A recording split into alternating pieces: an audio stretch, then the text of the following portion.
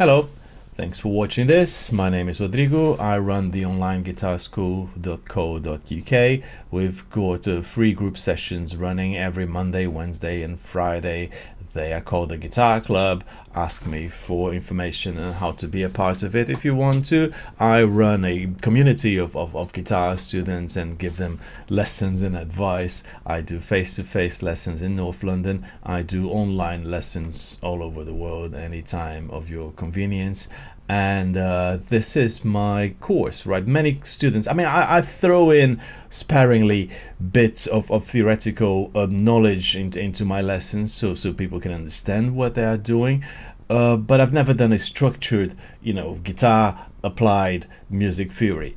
And this is it. This is lesson one. Welcome to my course. And I'm going to start things at the start. Let's start from the beginning, which is understanding your ABC, how music notes work and what they are called and why, right? So, and with a lot of what I'm going to be talking about in this course, there will be the super simple, super easy, anyone can understand in a split second kind of thing.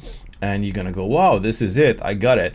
And I'm going to say, well, actually, sometimes it's not quite like that, or it can be a bit more complicated than that. So that there will be like the light and shade. There will be the obvious, clear water, crystal clear thing, and there will be the, well, actually, sometimes it doesn't quite work like that, or there is a relativity involved, depends on where you're looking from, and blah, blah, blah. So that's how I'm going to be structure this, and I think I've talked too much. Let's get on with this. So let me see if my slideshow is ready. Here we go. Yay, good. So this is my guitar neck. You can see, the five strings. What am I saying? You can see the 6 strings, and you can see the thickest one at the bottom here. So it is as if you're looking at the neck from your playing standpoint, right, where the thinner string is further away from you. It doesn't really matter. You can see the thick white line on your left hand side. That is the nut. That's the end of the neck of the guitar. You can see the strings. You can see the dots. You might be playing a guitar with dots on different places. This is the electric guitar default dot positioning, where you've got one, oops, I'm dragging the wrong thing. Let me drag my picture out of the way. There we go. So you can see there is one dot on the 3rd fret, one on the 5th, one on the 7th, one on the 9th, and double dots on the 12th fret. And then the pattern kind of starts over again, right? So what are these notes? Do you look at the fretboard? Do you look at the neck of your guitar and go, oh, right, I know exactly what I'm looking at. This is A, this is B, this is F sharp, this is G, this is B flat, etc. Or do you look at and you go, ooh, I haven't got a clue what we're talking about? Or maybe there's a chance you're somewhere in the middle. You know some of the notes, but you don't really understand why and how to connect them and things like that. So I'm going to, and I know this is meant to be guitar, but I'm going to take you to the piano. A little bit, and you may be thinking, oh, Rodrigo, come on, I'm here to learn the guitar. Yeah, I know, but this is such a visually clear-cut instrument that you can't go wrong. The notes are screaming at you what they are, and this is a good reference place to go to if you need to know how they work and how they behave, right? So do you look at the piano keyboard and you know what you're looking at? If you don't, I'll give you some tips. The musical notes, they are 7. They start on A, and you're just going to go A, B, C, D, E, F, G, and then it's A again, like the days of the week. There are 7 days of the week, and then when you go through them, it's Monday again, infinitely, right? You start on an A, B, C, D, E, F, G, A, B, C, D, E, F, G, forever. Forever. Well, theoretically, yes, but there is a limit to the range that we can hear stuff, right? So there's no point playing notes that are too low that we can't make sense of them as music. They are such low frequencies, they are hardly musical notes, and there'll be the ones that are so high that only dogs and dolphins can hear, and there's no point writing music that we can't hear. So this forever loop of 7 notes is not such a forever thing, but for about 8 octaves it's going to be what we are going to be using as musical notes, and 8-10 octaves is a pretty good range anyway, so just believe me when I say they go A, B, C, D, F, G, and they start it over again. Now all you need to know is which one is the A. Once you know where the A is, all you got to do is loop it around, and bang, you've got it, right? But which one is the A? How do you know? How do you know where A and B and C and A, right? Once you got that, bang, it's easy to see. But if you don't, you kind of, you can get a bit lost. So once you know it, and I'll say it again, it's just a group of 7 notes that loops itself over and over again. But how do we find? Well, there is a tip. There are various ways you can go around that, but the one that I use is look at the black keys and try to find their pattern, or spot the pattern. Can you see there are groups of 3, groups of 2, and groups of 3 black keys? Yeah, 3, 2, 3, 2, forever, 2, 3, 2, 3. It doesn't matter which one you're going to look at first, but you can see there are groups of 2 black keys and then groups of 3, and they always alternate like that. So if you can look at the 2 black keys, right? Look at the group of 2 and just, take my word for it, on the left of the black key or the group of 2, you find a C. And once you've got your C, all you got to do is, add the notes and build the scale from there. You've got it. Now, some students, when I say this, tell me, oh, I like to use the F as the reference. I look at for the 3 notes, and then to the left of the 3 is F. Yeah, okay, good, it works. Either way, if you want to remember that to the left of the 2 keys you find a C, or if you want to remember that to the left of the 3 keys you find an F, fine, whatever works for you, good. The important thing is that once you establish where the F or the C are, all you got to do is fill it off alphabetically, right? And that's as easy as that. Bang, you've got your notes right there. And you may be thinking, okay, well, there are some black keys between them. What are we gonna call them, right? And once you find this pattern, you can also see that between E and F and between B and C, there are no black keys, right? So what are we going to call the black keys? I told you there were 7 notes, but now all of a sudden there are 12 of them. If we add the black keys, we're going to get 12. So what am I going to call them? Are we going to use H, I, J, next letters of the alphabet? No. Let's stick with the 7 notes of the alphabet and just find a relative way to refer to those notes. So the note to the right of the C, right between the C and the D, well, I can refer to it from a relative standpoint, and that's where things get a little bit tricky here. It's not too bad. It's not no rocket science. It's just like sometimes you say, oh right, you don't know the name of the guy in between 2 other guys, and you say, oh, here's the one to the left of Paul or to the right of Jack.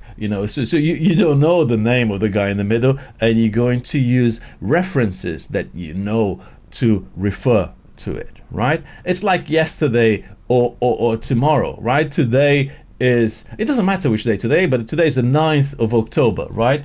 And yesterday was the 8th, and tomorrow will be the 10th. But if I say the same thing in a week's time, it's all going to be different. So that's the relative kind of thing coming into play. I'm going to refer to those black keys either as, C's tomorrow or D's yesterday. Something to the right of D or to the right of C or to the left of D.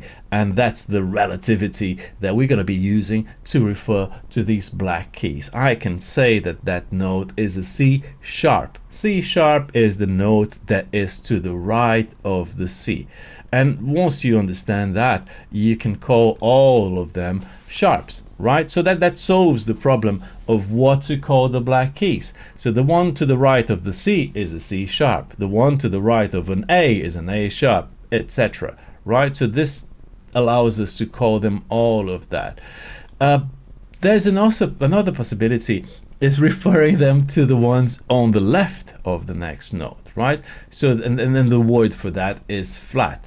So the note between C and D can be called a C sharp, but it can also be called a D flat. just like the guy between Paul and Jack, right? So we can say that he's to the left of one or to the right of the other, and that's the relative thing coming into play. All of these notes that we can call sharps, we can also call flats. And that's when you may go like, oh, this is a bit confusing. Why do not them assign them just one name for them? It's all gonna make sense eventually. Believe me, just take my word for it. It's been like that for hundreds of years. We are using the major scale as a reference start point, and these notes are referred to by the relativity of them to the notes that we already know. I don't want to get to, this is a bit of a mouthful, but you know what I mean. So that note there between the G and the A, we can call it a G sharp or an A flat. Yes, you can. That's absolutely correct. And which one should you choose to call them? Well, for now, I'm going to say anyone you like is fine. There will be times when it will make more sense to call it A flat. There will be times when it will make more sense to call it G sharp. But this is on a lesson to come in the future. For the time being, you are totally allowed to refer to it either way, right? So that opens another kind of question now. Can I say that an F is an E sharp? After all, sharp means to the right of, right? So if I've got the E, the note to the right of an E is an E sharp, isn't it? Yes, you can call it an E sharp. Just as well, you can call an E an F flat, and you can call a C a B sharp, and you can call a B a C flat. And you may think now, hey, this is confusing. Why in the world would I do that? If I know that Jack is the guy to the left of Paul, why don't I just say Jack? Why do I have to say the guy on the left of Paul? Again, sometimes it will make sense to do that. It all depends on where you're looking from, where you're looking at, where your standpoint is, where your reference frame, where your key notes, which notes are important in the song. Sometimes this is Jack's song, this is Jack's picture, you're showing it to Jack's sister. Don't expect her to know who Paul is. You know, there will be times when Jack will be important, there will be times when Paul will be important. I'm sorry, I get carried away with my silly comparisons and analogies. It's just try to make a bit more sense of it, and if it's just confusing you even more, I don't care. That's just the way I go through. No, I'm kidding. It's part of the idea. Some of these things can be a bit confusing, but it's just to show you there is a relative concept. You can call the notes anything you like according to where you're coming from, but you don't need to get that complicated at the start. Just call it F and E and B and C. Don't use the sharps and flats unnecessarily. I'm just trying to prepare you for the situation where you're going to look at something and the song says, oh, this is a C flat. And you might go, what? You know, C flat, what are you talking about? Sometimes it will make sense. You may be showing this picture to C's family and they haven't got a clue who B is. So you're just going to say, oh, this guy, oh, he's a C flat, right? So cool. Now let's try and make it a bit more practical and trying to see these notes and find these notes on the guitar strings, on your guitar neck. I'm just going to give you this again for a given fact where I'm not going to explain or allow much argument. It's one of those things that it is because it's not necessarily like that. What I'm talking about is the tuning of the guitar, standard tuning, right? What are the open strings on your guitar? And I could say, oh, it's E, A, D, G, B, and E. Yeah, but that's the standard tuning. Some people like to tune it differently, and that's why I'm always, say, oh, it's relative. I'm going to go for what is the standard guitar tuning, and we'll use that as a reference. If you like to tune your guitar differently, well, you might have to work out these things a little bit differently. The way a guitar works is that you've got an E as your thickest string. If you hit the low thick string on your guitar, that's an E. By the way, low is high, high is low. Physically, the low string is higher on the ground, low, higher furthest from the floor. So when I say low string, I'm referring to the pitch that comes out of it. When you play the thick string, it sounds like a low note E, especially compared to the high E that you get on the thin string on your guitar, right? So down is up is down. Every time I'm saying lowest string, I'm talking about the one that's highest from the floor,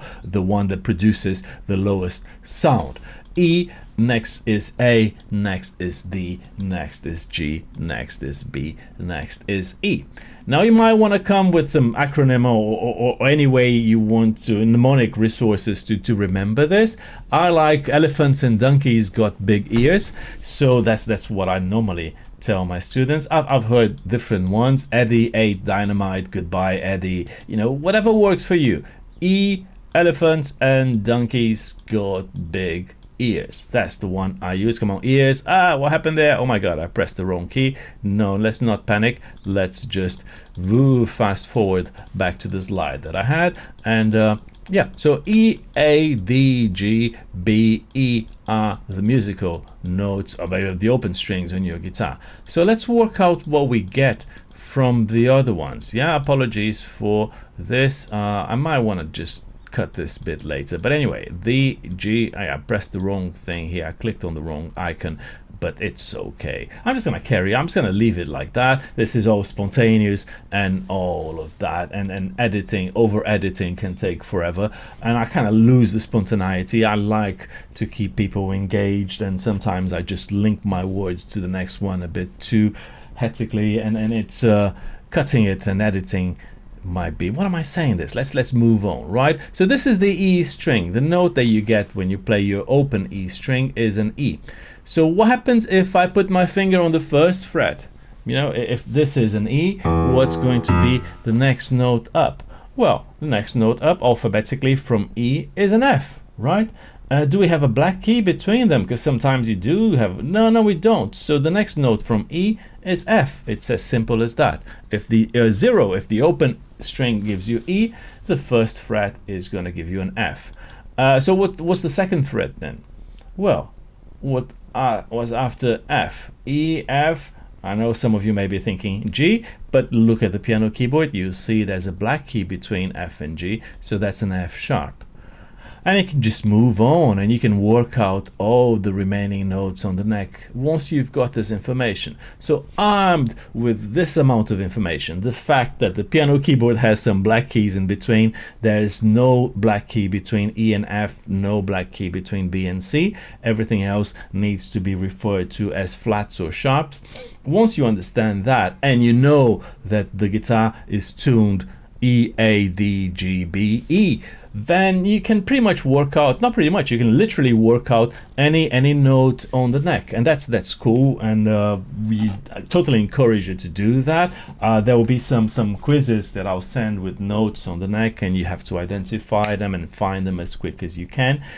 I'm going to focus now on the bottom two strings, the lowest, the thickest two strings, right? The E and the A strings. Well, on the fifth fret of the E string, you've got an A. Again, you can work it out if you want to. We did 0 is E, fret 1 is F, fret 2 is F sharp, fret 3 is G, fret 4 is G sharp or A flat, and fret 5 is an A. So just start there. Use your A as your anchor point, your reference point, right? A is the first letter of the alphabet. A is on the fifth fret of the E string. A is where I'm going to start my easy as ABC cheat trick to find the notes on the lowest of three strings, two strings mostly. It works for the D as well. Now the trick is to use the dots on the neck as a reference framework, right? So normally electric guitars have dots on frets 3, 5 and 7 and 9 and 12, I know, but I'm going to be using 3, 5 and 7. So if you stay around that area there, around that range of those 3 dots, it's just as easy as your ABC. So I'm gonna play the 5th fret gives me A, the 7th fret will be a B. If you don't believe me, just think about it. 5th fret is A, 6th fret is gonna be a B flat, and 7th fret is a B. And on the next string, if you stick to frets 3, 5, and 7, you're gonna find your C, D, and E. So that's why I say easy as ABC. You'll find your notes A, oops, sorry, wrong. So A, B, C, D, E, using frets 5, 7, 3, 5, 7, And that's a good place to start, because once you've got that, you can kind of pretty much work out the notes around it. It also works for the next string. I could do the same kind of thing, and it works for F, G, and A on the D string. Yeah, which is great. If you can memorize that, absolutely go for it. You can memorize, or you can work it out each time. But just by, you know, imprinting this idea in your brain and get quicker at it. And again, I may sound like I want you to take a picture of this and stare it for days. No, the best way to learn it is to play songs and to chase the notes as the song comes and goes, and you're following it and you think, okay, G, C, F, you know, just chase them up and down as you play. That's gonna give you quicker reactions, right? Also, if you focus on the bottom two strings alone, you will find F and G, which we already worked out anyway, right? Because the open E string is 0, fret 1 gives you F, fret 3 gives you G. So those notes are pretty handy to know. If you know the A, B, C, D, E trick, now add F and G at the bottom, then you have pretty, you know, low notes to play the roots to your chords, and it's a very, very good place to start. You can then add the C and the F on the 8th fret, which is fine. You know, remember, after B comes straight C. After E, you get the F, no sharp, no flat between them. So just populate the neck as you learn these things. And what I want you to know is these notes. That's the key bit. That's what I want you to know, and be super quick at it. Like, what do you get on the 4th fret of the A string? Oh, it's a C sharp. What do you get on the 7th fret of the E string? It's B. You know, just get quick at recognizing, and the best way again is to just play songs, and as you play the songs, chase the notes as they come and go. Right now, let's see if you can tell me where I'm going to do the other reverse kind of situation. Normally you're given the note and you have to find it. Now I'm giving you where it is, and you have to tell me what note it is. What's that? Oh, come on, that's an easy one. That's where we started the whole lecture. That's the A. What do you get on the 3rd fret of the A string? Yeah, I'll give you 2-3 seconds to think about it, and I'll reveal the answer. If you didn't know it by now, ooh, sorry, better luck next time. What do you get on the 1st fret of the E string? Oh, come on, that's an easy one, right? I'm talking non-stop just to keep you distracted so you can't focus and concentrate. I'm kidding, that's sabotage. That's an F. What about this? This time I'll be quiet.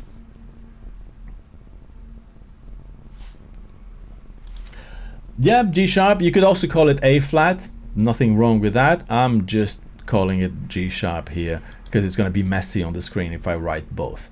What do you get on the 6th fret of the A string? 5, 4, 3, 2, 1. Note review. And yeah, that's the kind of thing. So thanks for watching this. I hope it makes sense. Find the notes on the neck. Play around with guessing games where the notes are. Find yourself, you know, charts for songs and play just the root. Don't worry if it's a major, 7, dominant, 11, sharp, this, you know, I mean, sharps and flats, worry about that. But just the root note. Isolate the root note of the chords, bang, just play that note on its own. And that in itself is a pretty good exercise to find the notes on the neck. Thank you for watching this. This is how long we've got, 20 minutes. It's a bit more, it's a bit longer than I expected, but it's okay, I think. Watch this loads of times. Send me questions and comments if you need to. And next time we're going to be building a major scale based on the notes that we already have, and maybe looking at, you know, higher strings as well. So thank you very much for watching this. Have a great time. Keep practicing, and I'll see you next time. Bye bye.